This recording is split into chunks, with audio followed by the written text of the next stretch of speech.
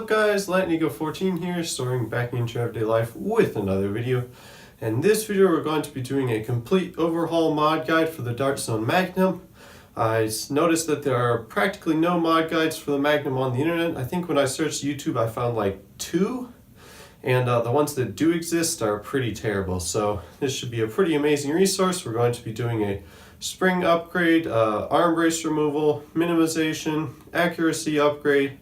We're going to be modifying the pin to make the drum very easy to remove. We're going to be modifying it to make the reloading super fast, showing you how to make some tactical gear for it so you can carry the drums on your belt. We're going to be also show you or talk about how to go beyond the mod guide. I'll link some and talk about some guides for making the Magnum pump action, where to get tactical gear for it. You're going to be also covering what 3D printed parts there are available for it. So yeah, should be a pretty amazing resource when it's all done. So hopefully you'll stick with me and learn something. So let's do this. Alright, so here we go. I will have a sticky comment with all the timestamps for the different things I'm going to be doing in this mod guide in the comment section below this video. So if you want to skip ahead to a separate or specific part, you can do that, but we're going to get right on into it. For this modification, to complete all the modifications, you will need one very sharp thin blade, X-Acto knife or razor blade or something similar. Don't use your mother's blunt, dull kitchen knife for this. It's not going to work. You will also need one Busby Wizard or Adventure Force Clash Combat for the spring upgrade. I don't think there are any other options you can use to replace the spring, but more on that later. You will also need one paper clip for getting, wherever I put it, one paper clip for getting the drum out of your Magnum Super Drum. You also need a screwdriver for taking apart the blaster, and I think that's it. So let's go right on into it. The first one we're going to be doing is removing the annoying handle brace thing that comes with the Magnum. Throw a picture up here, somewhere anyways, so that you can see what I'm talking about. But to do that, it's very simple. All you need to do is remove the 3 screws on the gray part of the handle, and you will be able to remove it very easily. Dart Zone thankfully made it super easy to remove the arm brace if you wanted to. So that's that. I threw mine away when I first got the blaster, so unfortunately I don't have that piece. Next part we're going to be doing is minimizing it by taking off this front end. This is not really necessary, but I like it because it makes it a little smaller. Oh, you gonna go somewhere? No, okay. Anyways, so we are going to be minimizing the front part here by taking this off. So to do that, same deal as the handle, very similar. You just unscrew these 4 screws here. Then you can lift off this piece and take out the barrel, and it's completely disassembled. And now your Magnum is smaller. One important thing to note about this is that because of this, your blaster no longer has an orange tip.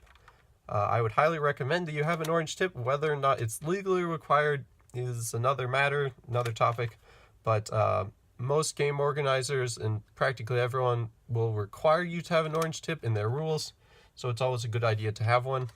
So yeah, so to do that, to fix that problem, what I did was I wrapped a couple layers of tape. You can use any tape you want. I used painter's tape, and that is just so that when I want to, I can insert this in, and with the tape, it is snug enough that it does not fall out, and that gives me an orange tip on the blaster. So that's that modification, very simple. Next modification we're going to be doing is making the drum removable. So when you, a little bit of background history, there are 2 versions of the Magnum. The first version that was released, the drum pin, this thing was not removable. It had 2 little plastic tabs on it that were built into the pin. I'll throw a picture up so you can see what that looks like. But so that version you have to completely disassemble the blaster.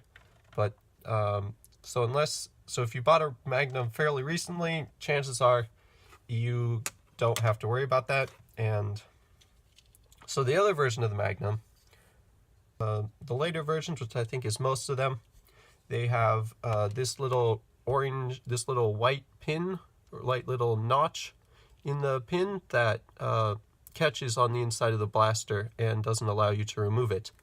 And so when you first get the Magnum, you insert the drum, stuck in the pin, and then it was non-removable. But to take it out, you can use, just a second, you can use a paper clip. Now you will want to bend it over itself like this, because otherwise it's too thin. So to remove the drum, all you do is insert your paper clip into the bottom one of that, show up on camera, these two holes here. You just insert your paper clip and kind of fiddle around a little bit. And what you're doing is you're inserting it into the pin, and that's depressing the little white knock that I showed you earlier. And sometimes this is tricky. There we go. So as you could tell, that's not easy at all, and it's really just a pain. And you have to go and find a paper clip every time you want to remove the drum, or have a paper clip somehow near the blaster or with the blaster. Anyways, it's just a hassle. Luckily, there is a fix for this. So you can see this one right here is the stock one. You can see how the knock on it is very sharp and pointy. And this is the modified one. You can see how the knock is more rounded. And to achieve that, I have simply shaved down the little knock at an angle this way, so that it pulls out easier and so that it doesn't catch on the blaster as easily like this one. So you can see if I put in this one, it stays in perfectly well, drum doesn't go anywhere. But when I want to remove it, just pull it out and the drum comes out easily. So to modify your stock pin, you will need a very sharp knife, like I mentioned earlier. Either a X-Acto knife or a very sharp razor blade or some other very sharp, very nice, very thin blade. Don't use your mom's dull kitchen knife for this. It's not going to be easy and it's probably not going to work. So all you need to do is cut the pin down.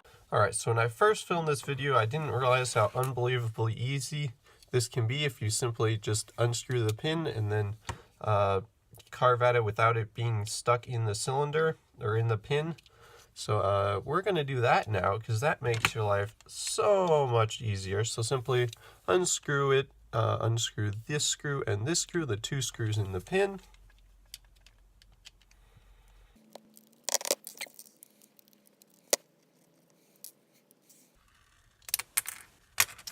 Alright, and then your thing should fall apart, and when you pry it apart, it will look like this. This is your little tab or little notch thing that hooks into the blaster and doesn't allow you to remove the pin and take out the cylinder. So all we are going to be doing is simply pulling this out, and then very carefully with a very sharp knife, we are going to shave down the corner here just slightly, just barely, so it's more rounded instead of a sharp point. And do it very carefully, very slowly, a little bit at a time. You should shave off a little bit, check it, and let's reassemble the pin, stick it in the blaster, and if you can't pull it out, then you're doing good. You're going slowly, so just keep shaving off little bits at a time until you can pull it out. Yeah, because you probably don't want to take off too much and then have the cylinder or have the pin be able to fall out of the blaster, because that would be bad. So once you're done, you just reassemble it. Simply place your pin in so that it looks like this, and then put in the other half of the, put in the other half. If I could not fumble it around, and simply put in the other half of the pin, and it should go together like that, and rescrew it, and you're good to go. Next modification we're going to be doing is adding a functional ammo counter to your drum. So this one is very, very simple. When you hear ammo counter, you probably think electronic, and soldering and wiring and messing with code and Arduinos, but no, this one is very simple. This is an analog ammo counter is what I'm calling it. You can see written on the drum we have numbers going all the way up to 40, and so the way this works, when I prime the blaster, it goes down to 39. It's hard to read, but 39. Fire it again, you go down to 38. Fire it again, go down to 36. And wow, that is really loud. That hurts my ears in this smaller space. Anyways, so yeah, this is a very easy modification. All you need to do is take your drum and take a Sharpie or permanent marker and mark numbers going all the way around the drum, and you want to make sure they're going this way. Because if you have them counting, you want them to count down from, if you're looking directly at the drum, you want them to go from 40 this way down to 0. So that's the way you want to do it. If you do it the other way, then you will be counting up, which is probably not as easy to understand. And I would just do it this way. So just write 40 below, or write the number below each one of the holes, and do that all the way around. And then I also additionally made a little arrow triangle thing here at number 40 to make it easier to realign the drum when I put it back in. And so yeah, instead when you're inserting the drum into the blaster, just want to make, where'd my pin go? Just want to make sure that the number 40 is lined up here, right next to the side, to the back of the blaster. And then showing it a little bit easier, when we prime it, it goes down to 39. Prime it again, goes down to 38. Prime it again, goes down to 37. And also some of the holes, they have numbers, or they have the little screw holes there. So you'll just have to write the numbers on either side of the hole. So yeah, that's that. Next modification we're going to be covering is the spring upgrade. So for this modification, for this part of the modification, you will need one Busby Wizard.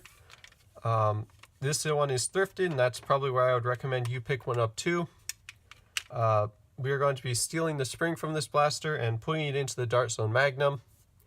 This is not a terribly difficult modification, and I highly recommend you take pictures of what the internals look like once you've taken it apart, so that if something falls out or you can't put it back together again, you'll know where pieces go. I will also show you in the video what it looks like without the spring in and that sort of thing, so you can know what it's supposed to look like if you're having trouble putting it back together. But a little bit more info on why we're using this spring. You may or may not know, but the Magnum can take a variety of springs. Captain Xavier in his Can It Take a K26 video showed it can take a K26, but the problem with that is that it can take a large variety of springs, very powerful springs, but they still break the blaster. It will catch and it will work for a while, but then you'll break the blaster completely and it will not function.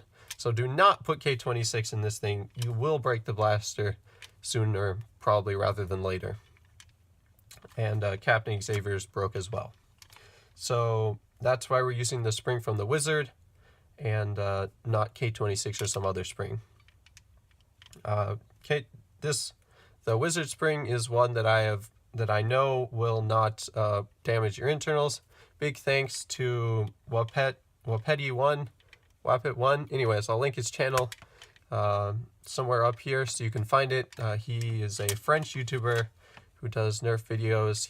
He has very high quality content. Highly recommend you check him out. He is the one who tipped me off to using the Wizard spring. I've also heard that the Magnus spring works as well, but I don't know that I have heard that, but I'm not sure about the longevity of that and whether or not it will break the blaster too. So if you use that one, you can try it, but I don't know if it will work or not. I'm not completely sure. So that's up to you. A little bit more about the Wizard. This is the Busby Wizard. It was also semi-recently repackaged and resold as the Adventure Force Clash Combat. You can still find that at Walmart in a 2-pack today, as of the time of the making this video. So if you can't for some reason find a wizard, and you just want to go to Walmart and buy the Clash Combat for the spring, obviously it's going to be way more expensive than thrifting a wizard or thrifting a Clash Combat, but if that's what you want to do, you can purchase those at Walmart, and I think Target and other places too. So yeah. Internals are going to be exactly identical of the Clash Combat to the wizard, even though it looks slightly different and is a different color and that sort of thing. So just something to keep in mind. And if you can't thrift one of these, or your thrift stores are just terrible, like mine generally are, usually, I would try hitting up Reddit/Nerf Exchange or some other buy-sell Nerf trade group and seeing if someone will sell you one. That's what I would recommend too, if you don't want to buy out and play full price for 2 of these, when you're only probably going to realistically need 1 spring from 1 blaster. So yeah, let's get started by taking apart the wizard, and I'll show you how to get the spring out. So here we go. Time lapse time, baby.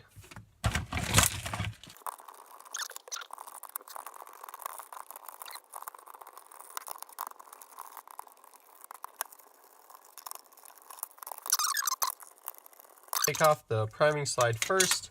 That should come off pretty easily, and then you should be able to very easily just remove the upper half of the shell, and holy crap, that is a huge plunger tube.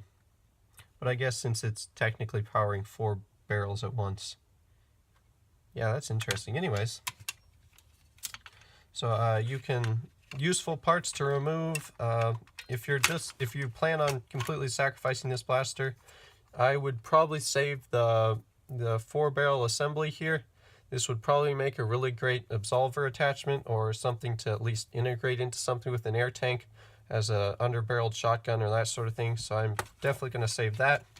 Plunger tube, probably not going to need. Yeah, it just seems pretty useless.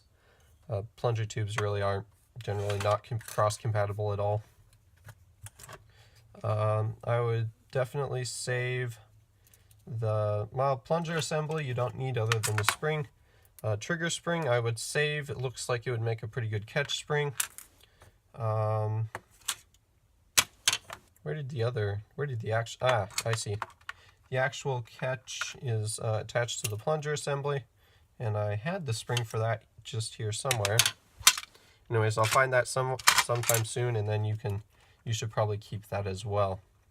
So it looks like our plunger assembly is glued, or is held on with the pin here.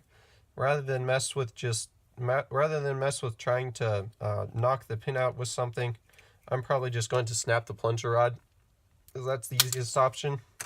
Yeah, that worked pretty well. All right, take off the catch, take off the back of the plunger, and this is the part we want. This is the spring. This is what we're going to put into the Magnum. Yeah, plunger assembly, rest of it nonsense, useless. You might want to keep the pin, I don't know.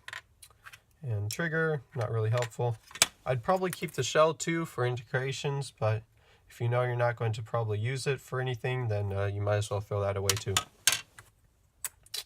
So yeah, that's that. Let's clean all this stuff off, and I'll put it away in my parts bin, and then we'll start opening the Dart Zone Magnum. Alright, so we're going to start disassembling the Dart Zone Magnum. We're going to start by unscrewing everything, and then we'll get the blaster apart. So we're going to start with the priming handle, because that needs to go off first anyways.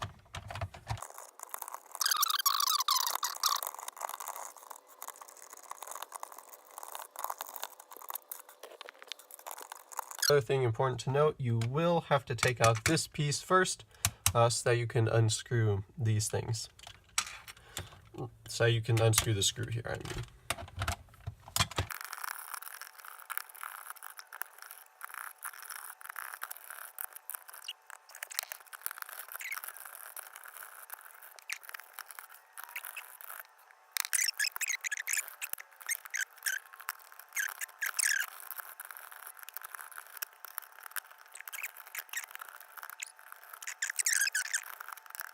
So there is a screw hidden under the priming slide, and you'll have to remove that one too. Alright, so I managed to take out all the screws. Like I mentioned earlier, you do have to take off these gray pieces to access this screw under that. And then you also do have to take off the handle. That was not true what I said earlier. You do have to take off the priming handle so that you can access this screw down underneath here, and also so you can take the blaster apart. So now we should be able to take everything fully apart, and try to be more careful than I was, because things will try to jump out on you some if you're not careful. Alright, once you have your blaster apart, it will look like this. You want to carefully remove your trigger and also the this little piece here, because these will try to spring out on you, and it is very easy to lose these springs. So be careful with those. We'll set them aside, and make sure you don't lose the springs, because they are pretty important. Then you're going to want to pull out the plunger and the plunger rod. Take off this little white spring rest and the stock spring, and replace it with the wizard one.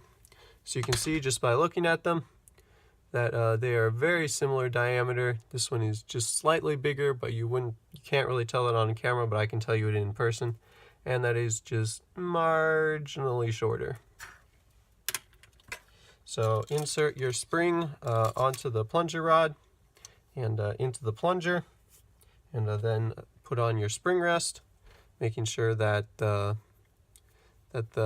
flat side is facing backwards, like so.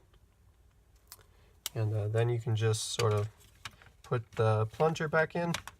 Should click into place, and then you can push the spring rest back, so that just push the spring rest back so that the orange plunger can fully seat into the shell, and it will click into the place with this little piece here.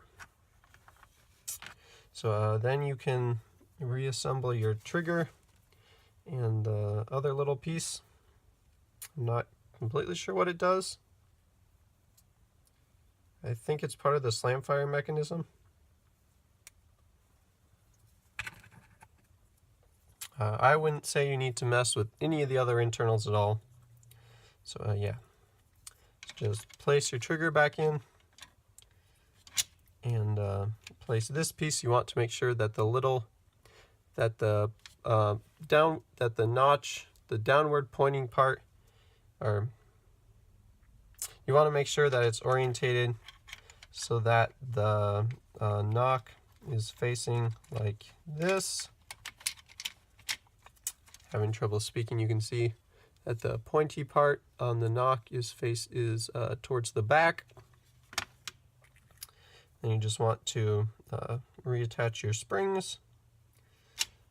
The skinnier, it should be pretty obvious which one goes where, because one of them will fit around the trigger and one of them will fit around the catch.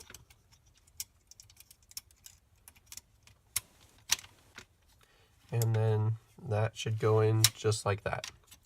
Now this is the part that I was kind of talking about with it being annoying, because when you're trying to reassemble the blaster, this whole part here tries to pop loose like that, which is super annoying. It makes it a pain, but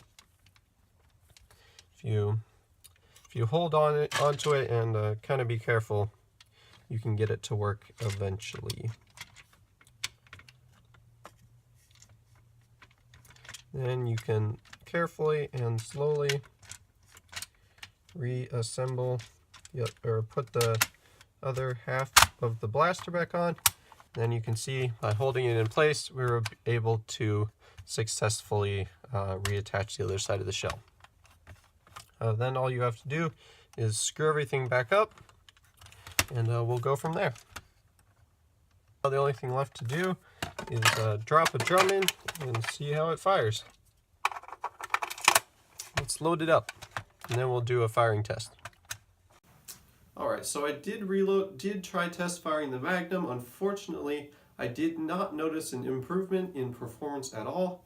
My best guess as to why that is that somebody left the Wizard primed for an extended period of time, which certainly can happen, especially when you're thrifting blasters. So that's my best guess, is that somebody left the Wizard primed for a very long time, and that weakened it, and then they donated it because it wasn't performing as well.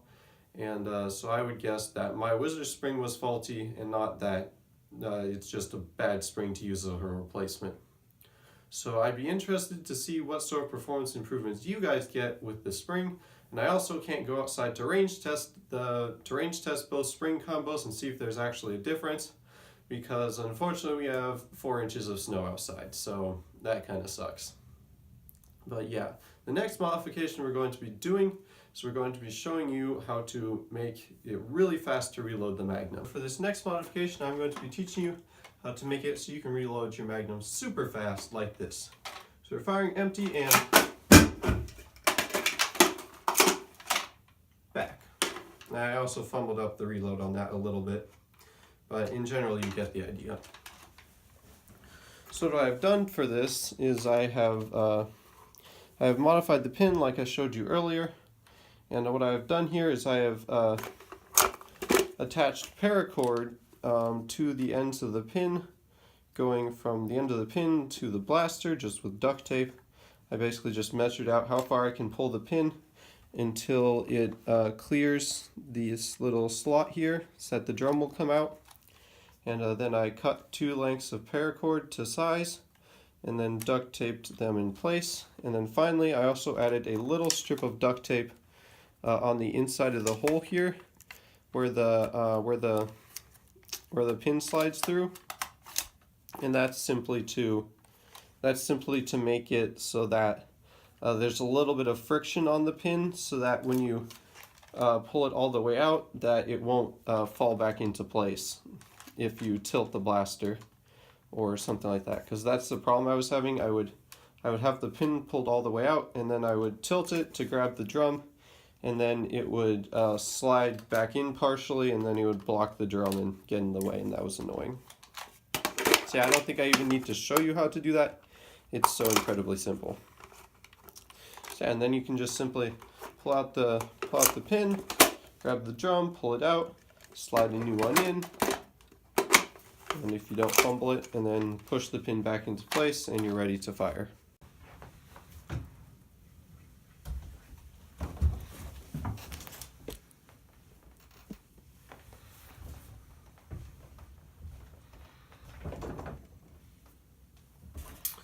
Alright, so for this project you will need 1 3/8 inch dowel. You can find these at most craft stores, hardware stores, yeah, really anywhere that carries building materials or craft supplies should have them. You need a scrap piece of 1x1. This is just 1x1 wood. You can find this at like Home Depot, Menards, any sort of building supply store. You also need some tape. Painter's tape is what I'm using for the dowel. Theoretically, you could also use duct tape for this, but the painter's tape is a little thicker, or a little thinner, I mean, and so it works a little nicer. You also need duct tape, a extra Magnum drum, cardboard for a belt loop, and a belt to put it on. So to start off with, you're going to start by ripping off some strips of your oh, one more thing, you also need a knife, like a pocket knife or a box cutter or some other sort of sharp knife.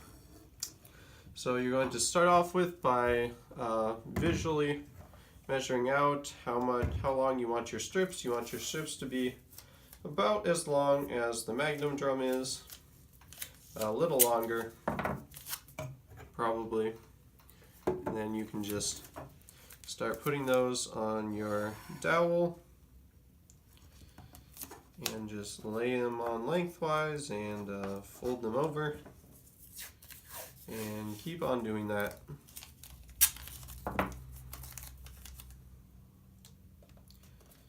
You generally want to, I think, start with a little bit of longer ones, and then once you get closer to a thickness that will friction fit into the Magnum drum, you want to go with a little bit shorter.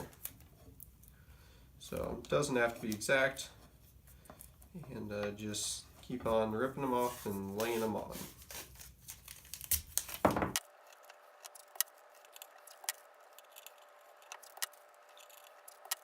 Got a few layers on. We can test fit it with our drum.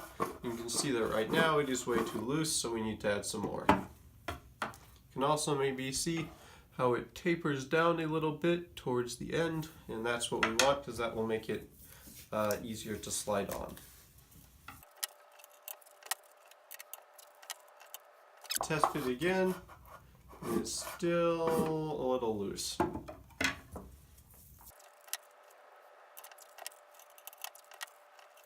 We're going to test fit again.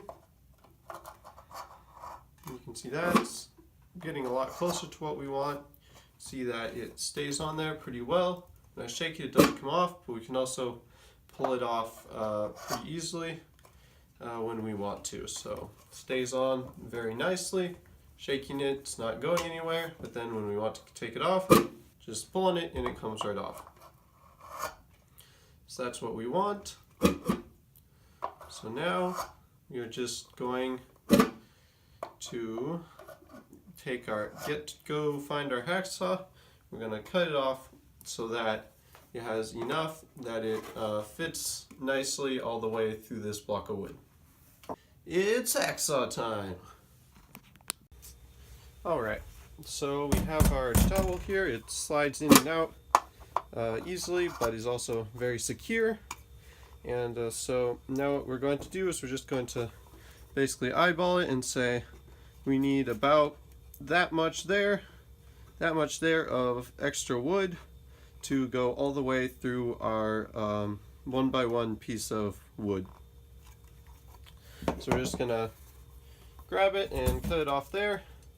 Doesn't have to be super exact, it's not rocket science, and just hacksaw it off. Anyways, we've now cut off our piece, and next what we're going to do is going to drill a 3/8 inch hole into our block of wood using a drill. Alright, so we have our drill here with our drill here with our 3/8 inch drill bit. We also have a bench vise, not technically required, but very highly recommended. You could theoretically do this by hand, just hanging on to it, but you'd have to be very careful not to drill your fingers, and I wouldn't recommend that. Something like a nice little bench vise like this will make your life a lot easier. So we're just going to drill a 3/8 inch hole right through the middle, and yeah.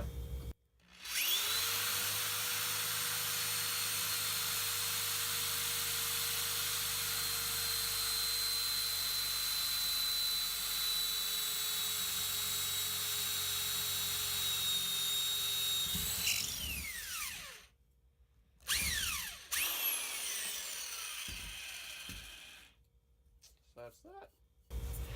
I forgot to mention this, but you should always be wearing eye protection. I've been wearing eye protection this whole time. Alright, so now we have our hole drilled. We should be able to, oops, where'd our dowel go? We should be able to test it, and the dowel should friction fit in there pretty nicely, which it does. So now next we're just going to take a little knife and carve away all the extra tape around that's stuck here around the edge so that we can insert our dowel in all the way.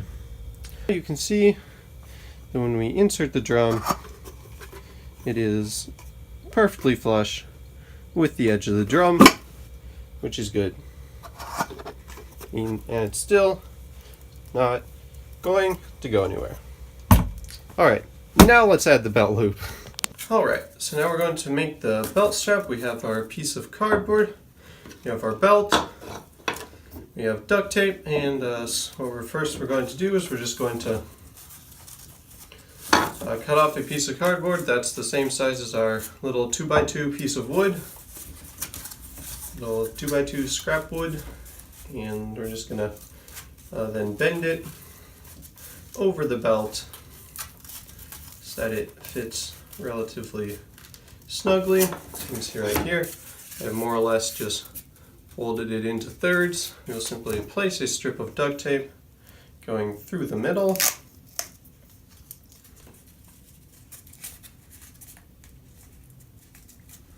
And simply tape it on to the wood and press it on tightly. Place another strip of duct tape going through across one of the side flaps. I'm almost out of duct tape, unfortunately, but that's okay. And just like this, and then fold it over like so, and duct tape it like that. So now we have it secured to the wood and to itself so that it won't come apart. And we're just going to put duct tape across over the top, across the other way, like so.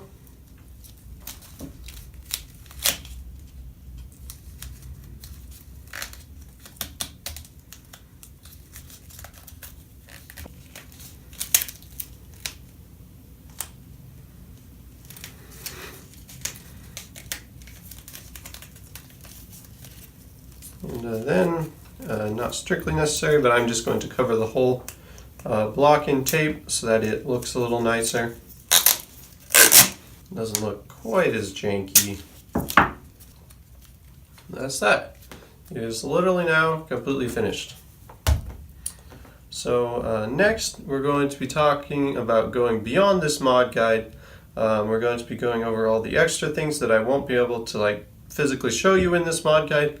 Going to be talking about where you can get 3D printed parts for the Magnum, where to buy tactical gear for if you don't like how janky this option is, if you want something a little nicer, more professional. 3D printed parts, did I mention that? Yeah, so let's get into that. Alright, so we're going to talk a little bit more about what other sort of items there are for the Dartzone Magnum. The pump action guide, 3D printed parts, and tactical gear. So we're going to start with the 3D printed parts. There are currently 2 3D printed parts available as add-on accessories for the Magnum. That is this Bandito Magnum loader on Etsy here by Blaster Core, and these are just attach onto the drum, as you can see here, and that just makes it a little easier to load in darts. And the other one is this here on Thingiverse. This one you can print yourself. The other one, there is no Thingiverse or online file for it. You have to buy it off Etsy. And this one is the Dartzone Magnum Sling Point. This is, even if you don't want to put it on a sling, this is really nice because it just very cleanly covers up the ugly hole that you get after removing the arm brace, and overall just makes it look a little nicer. For tactical gear, you have, if you're wanting something a little more nice than the dowel and wooden tape thing that I made, you can hit up Tack. He does make these Dartzone Magnum drum holder pouches. This will attach to belt or molly, either one. So yeah, he makes high quality gear. He's based in the UK. A really great guy. Then we're going to talk about pump action guides. There are 2 mod guides to making the Magnum pump action. And they're both on Nerf Haven. This one is by Dia de los Nerf, and this one is a little less janky and a little bit more in detail than the second one we're going to talk about by Van. So yeah, it's pretty straightforward. You make it out of PVC, CPVC, and screws. Pretty simple. And then there's the other one by Van, which is a little more janky, a little less in-depth instructions, but approaches it a little differently. You can see here he uses a retaliator shell for the pump grip. So yeah, either one of those works. All the things that I just talked about will be linked in the description of this video. so you can hit those up for yourself. So that wraps up my Dart Zone Magnum mod guide. I tried to make it as comprehensive as possible and include every possible resource that I could. If you have any additional resources or things that you think I missed, please leave those in the comments section down below. If you thought the video was helpful, please leave a like, comment, and subscribe. I really would appreciate it. If you have any questions, concerns, comments, suggestions, please leave those in the comments section down below. I will try and answer all the questions I get to the best of my ability. So if you have any questions about anything that I talked about in this mod guide, please leave them in the comments section below and I'll help you with those. That's going to do it for this video. Thank you so much for watching, and I'll see you guys in the next one.